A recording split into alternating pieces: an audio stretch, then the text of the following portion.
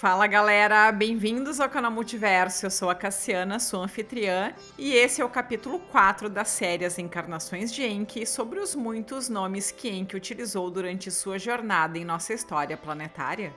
O conhecimento sobre os deuses Anunnaki chegaram até nós através da mitologia suméria.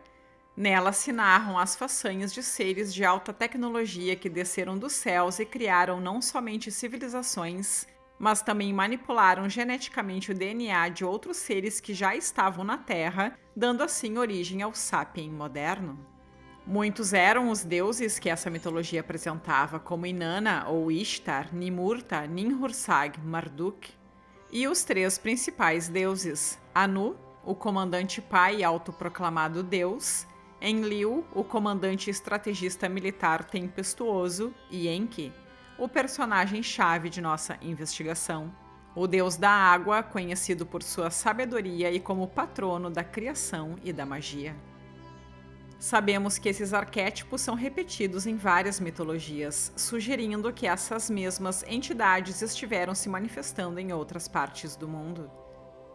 No capítulo anterior, vimos como Enki, empossado como Poseidon, translada o último remanescente do saber Atlante para uma nova era nos primórdios do Egito, numa época quiçá constante nos livros de história. Conforme nos conta a saga Anunnaki, durante o governo de Enki, encarnado como Poseidon e, perante a comoção social provocada pelos mestres obscuros das escolas de conhecimento Atlante, vemos que se fatia a herança de Enki em suas facções instrutoras, onde podemos seguir suas pistas rumo ao mundo da Índia, que possui enormes enigmas e gloriosas histórias enterradas em meio a muitos mitos. Quando Enki abandonara o projeto Atlante no final de sua Era Dourada, que teria sido de 32 a 27 mil anos antes de Cristo, e é curioso como mais uma vez esses eventos vão se acomodando de maneira natural em cotas temporais.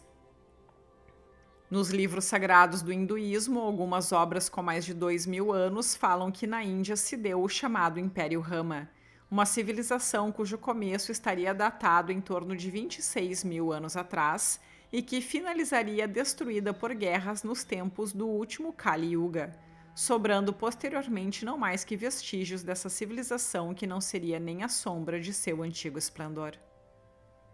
Neste capítulo dedicado ao Império Rama, postulamos como Enki reencarnaria e faria muitas vezes mais para instruir e defender a humanidade da voracidade Anunnaki.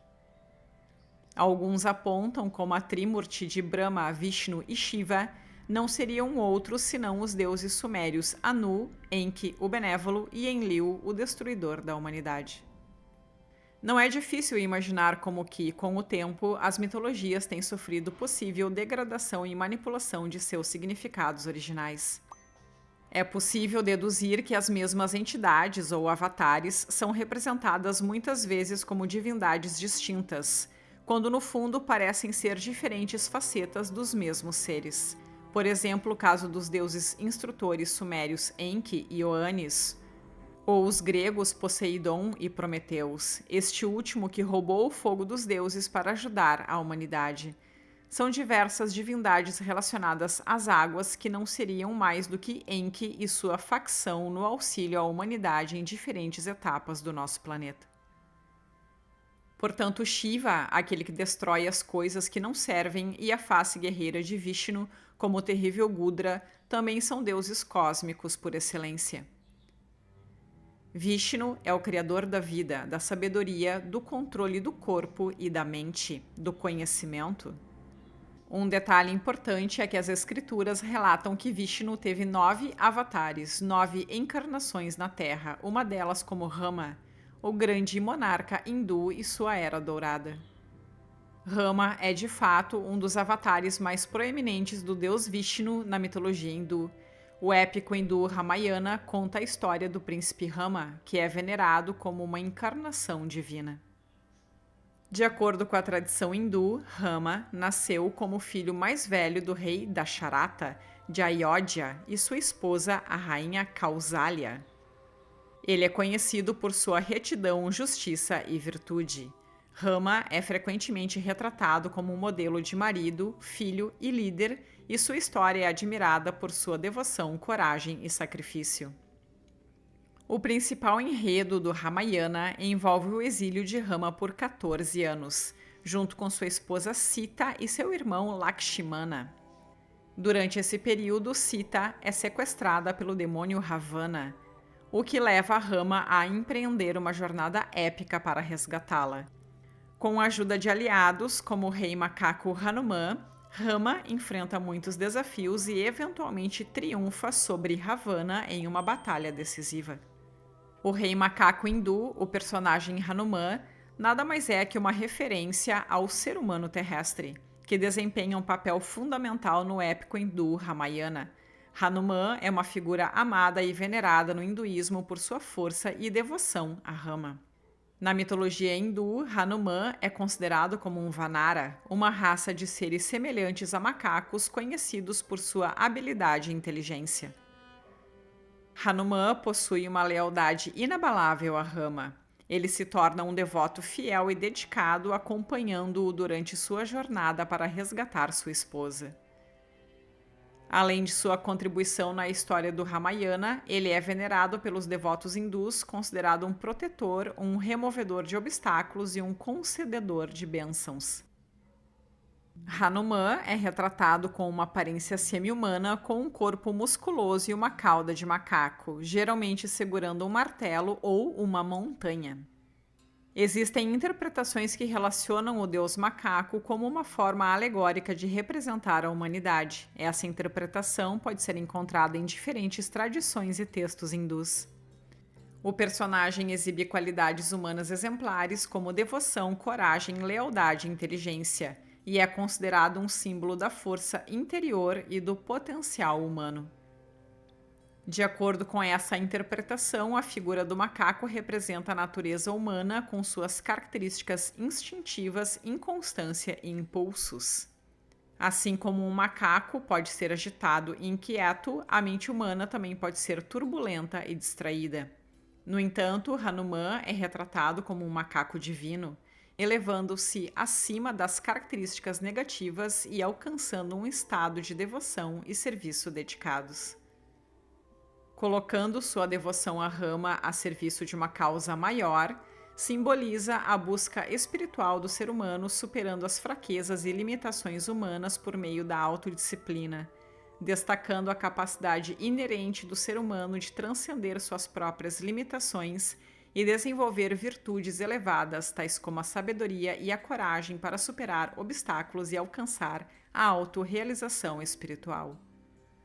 A história de Rama ensina importantes lições morais e éticas e é celebrada com festivais como Ram Navami, que marca o aniversário de Rama. A devoção a Rama é uma parte significativa da prática religiosa hindu e suas qualidades e ensinamentos são valorizados como guias para uma vida virtuosa. Na mitologia hindu se encontram descritas as lutas entre os Devas e os Asuras. Essa guerra é anterior ao Império Rama, onde os Devas e os Asuras se enfrentam em uma luta descrita entre deuses e demônios, que poderíamos aqui interpretar como as facções de Enki e Enlil. A guerra entre Devas e Asuras é descrita como uma batalha cósmica entre as forças divinas e demoníacas em busca do poder e do domínio. Essas batalhas geralmente envolvem episódios de confronto e estratégia, com os Devas lutando para manter a ordem e a justiça, enquanto os Asuras procuram usurpar o poder e trazer o caos.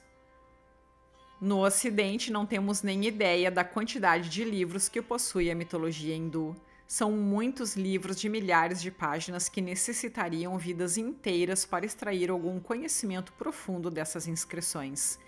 Inclusive, há informações detalhadas com conflitos bélicos e conflagrações atômicas relatadas como poesia ou que, no entendimento da literatura moderna, se chama meramente de romance. Na Índia se deu uma civilização incrível com seu esplendor máximo no Império Rama, uma das encarnações de Vishnu, que não é outro senão Enki. Essa civilização era possuidora de alta tecnologia, entre elas as famosas naves Vimanas.